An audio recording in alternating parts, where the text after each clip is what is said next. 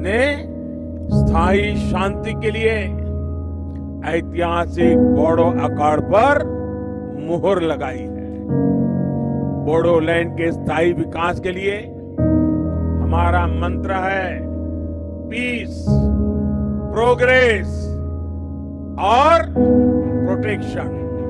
मित्रों, एक ऐतिहासिक बोडो समझौता 27 जनवरी 2020 के दिन देश के प्रधानमंत्री मोदी जी के नेतृत्व में हुआ।